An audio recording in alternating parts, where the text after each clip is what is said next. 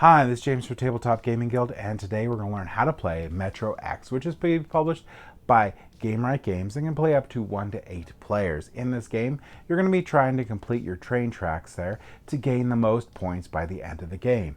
Let's go ahead down the table here, and I'm going to show you how to play Metro X.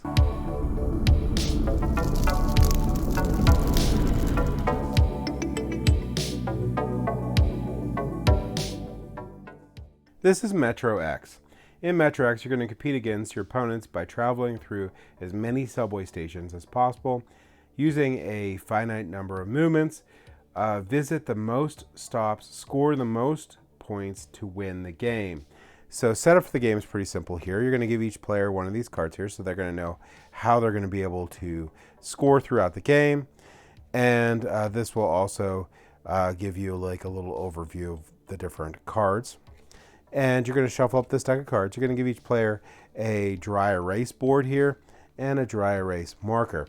Now there's two sides to this board here. So you could pick which side you want to start the game with. You want it a little bit more complicated, you go this side. Otherwise you want it a little straightforward, you go with this side of the board here. But everyone should be on the same side of the board playing this game here.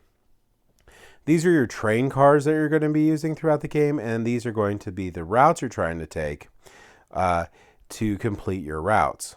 So for example, if we follow this blue route here, this blue route will end here. So we're going to try to finish that route, or any of the routes, but that's how the routes end on the game. All right, so the main way you're going to try to get points in this game is you're going to be trying to be the first to complete this route. If you're going to be the first to complete the route, you're going to receive the gold diamond bonus. So if I finish the pink route, I'm going to get these 7 points right here. If I'm the second one, I'll get everyone else will basically get 5. If there's a tie, meaning it happens at the same round there, both players will get the yellow if they're both the first to do it. So that's fine. So it's friendly ties in the game. The way this is going to work is the game's going to go until you finish all your train cars here. And this could be different for each player, but it's generally going to be the same time for everybody. And you are going to flip this card. So we flip this card and everyone gets to use the same card.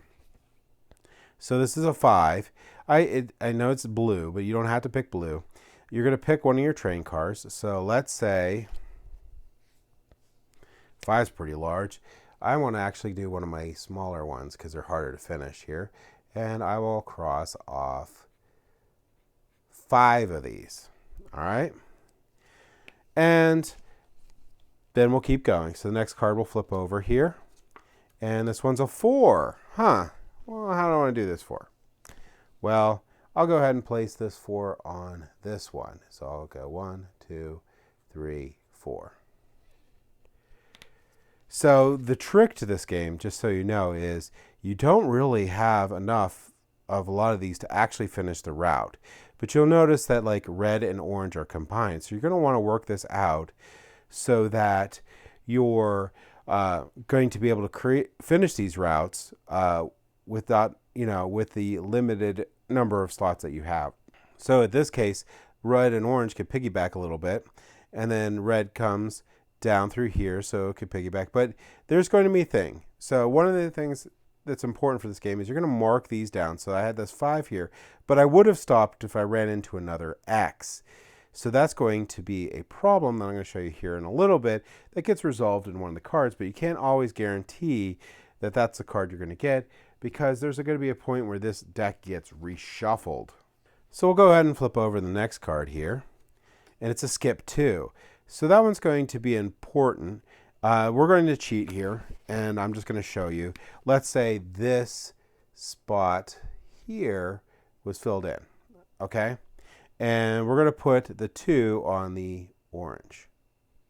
So I would typically only be able to cross out 1 because I run into this X here. However, with the skip, I can then skip this spot and fill in my last number there, so I'll have my 2 down. So that's why these skips, which is the second type of card that I showed you here, we're going to be a couple more here, but this is super important because it lets you go over those cross spots, except for instead of being stopped there. So if I put another one here, there's a 3. Let's show you a couple other ones here. Let's go in. There's a transfer one. So what does the transfer do? So the transfer is going to let you pick a junction. So fill in an empty train car window with an X. So I'm going to pick one of these and put an X in the spot. And on the subway route, find an empty station space from the start point and fill it in with a number equal to twice the number of train lines that makes a stop there. So let's say I'm going to put an X in this one. So if I pick this spot here, there's 2 train lines coming in, so that'll be a 4. And I'm going to gain these points at the end of the game, so I'll get 4 points for that little spot at the end of the game. All right, and there's another card in here too.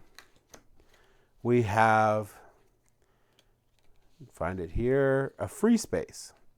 So the free space card here, you just get to pick anywhere you want and put an X.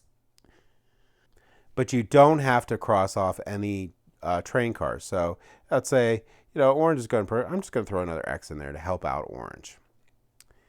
All right, so there is this 6 here. So when the 6 gets flipped, you're going to reshuffle the deck after everyone has picked their 6 train and moved their 6 slots there. And that means that some of these skips and stuff you may not see as often as you think you would, or would hope that you would. So you can't always count on those. All right, so a couple other notes. You may always choose to cross off fewer stations than the number shown on the transit card. I'm not sure why you would do that, but you can. However, you must always fill in the train car, no matter what. In the rare case that all stations on the route are filled in, but it has an empty train car window, you may still write an X in the train car window and ignore that station. So keep in mind that that's, I don't know, that's probably never going to happen. But if it did, you could do that.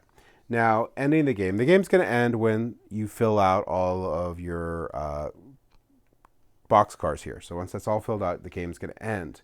You're going to add up the total points from all completed routes. So these are going to be your the ones where you got either gold or the secondary scoring for it. Add up your score from all your transfers, so the things that you wrote down there. So I got that 4 from that.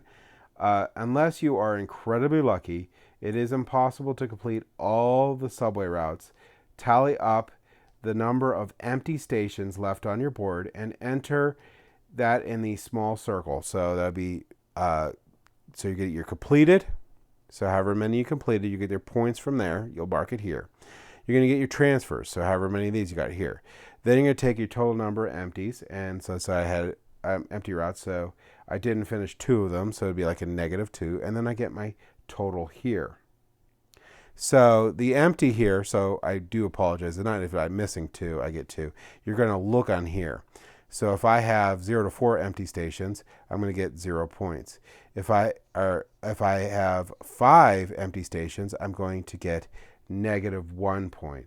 If I get 6, -2, 7, -3, 8 through 9, 4, and so on this chart here. And that's really it. That's going to be how you're going to play Metro X. And you can play this with up to 6 players or even solo if you wish. But yeah, so that's going to be how you play Metro X. Thank you for watching.